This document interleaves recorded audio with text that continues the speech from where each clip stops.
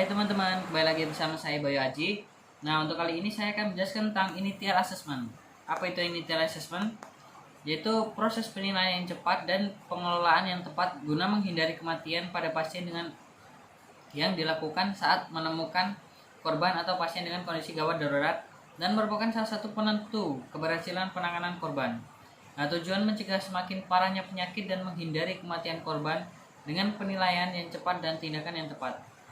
Untuk prinsip initial assessment-nya sendiri, yaitu prinsip dalam menolong pasien dengan mempertahankan danger yang terdiri dari 3A, maka petugas kesehatan harus mengamankan diri dengan memakai alat APD, alat pelindung diri seperti sarung tangan, kacamata, apron, masker, dan sebagainya untuk memperhatikan keadaan yang dapat membahayakan.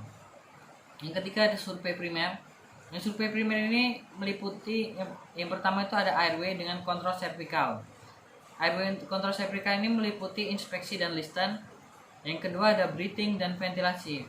Breathing dan ventilasi ini meliputi inspeksi, auskultasi, dan palpasi, perkusi. Yang ketiga ada circulation dan kontrol pendarahan. Yang keempat ada disability, kesadaran dan kemampuan pasien. Yang kelima ada exposure. Yang keenam ada Foley catheter. Yang ketujuh ada gastric tube.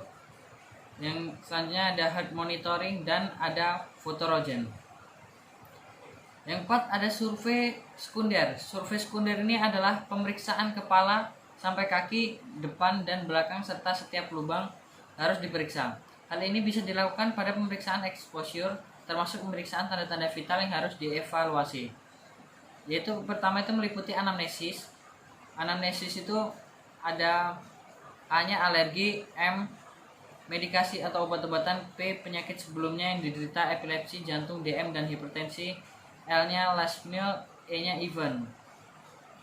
Ada pemeriksaan fisik. Pemeriksaan fisik ini meliputi inspeksi, auskultasi, palpasi dan perkusi. Itu yang pertama di bagian kepala, seluruh kepala diperiksa, kulit kepala, tengkorak melalui palpasi dan inspeksi, memastikan luka dan fraktur.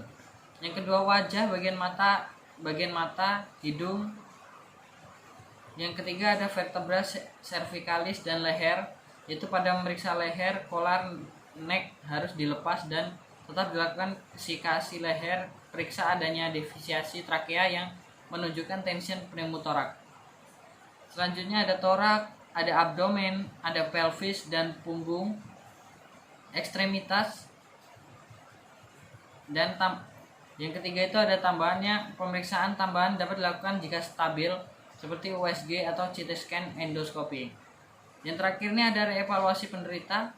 Reevaluasi penderita dilakukan dengan mencatat, melaporkan setiap perubahan pada kondisi penderita dan respon resusitasi, monitoring tanda-tanda vital dan jumlah produksi urin.